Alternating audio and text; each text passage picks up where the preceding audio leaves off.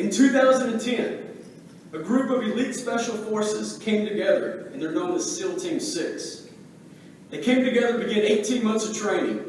This training would include a combination of knowledge, skills, and abilities in order to perfect their execution of assigned tasks.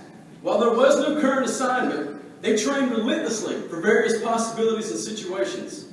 Their practice was not content with reaching perfection. However, mastery beyond perfection was the objective.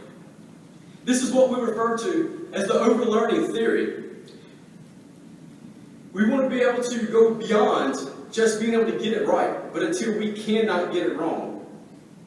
Now, SEAL Team 6 is not solely comprised of chiefs and officers alone. The team is comprised of ordinary individuals performing extraordinary actions. When you become a SEAL Team member, there are a set of expectations that you must adhere to. There is no other option. I recall being assigned to Station 4 in Gwinnett County as a driver engineer. We ran obstacle courses in full gear every shift. I was fortunate enough to have retired Ironman Alan Hurd as my counterpart in these drills.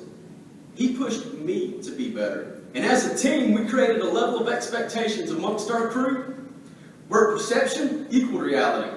The reality of performing to an exceptional level every day. We broke down generational barriers, as the age range in this particular group spanned over 25 years. This was known as behavioral modeling. Without threats, intimidation, or demanding the crew, they understood where the bar was set and what they were expected to do. They put themselves through 1 to 2 hour brutal training sessions because of their own self-fulfilling prophecy. The crew perceived this training as reality because they did not know any better. And we welcomed every rookie.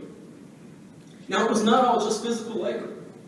We had to exercise our minds, so we studied every day.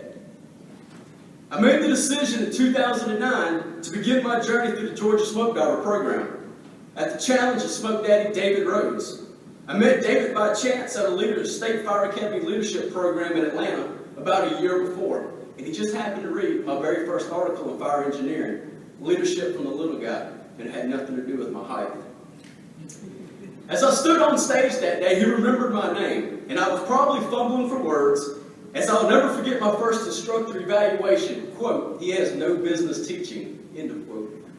Perhaps I've gotten a little better since then, but there's nothing like a firefighter's honesty, right? David went on for years and to this day mentoring me, and is a large part of any of my success, whether he knows that or not. He had no direct benefit in offering his mentorship, as he was in Atlanta and I was in Gwinnett. But he chose to, and I'm grateful for that. I'm grateful for many of the mentors that are in this room today. Dean King, Joey Hartley, Joel Yoder, Willie Tanks, and so many more. And please excuse me if I left anyone off. Who knows where you would be where I would be without you? Or as my 11th grade English teacher told me, you'll never make anything of yourself if you do not already know what you're going to do when you grow up.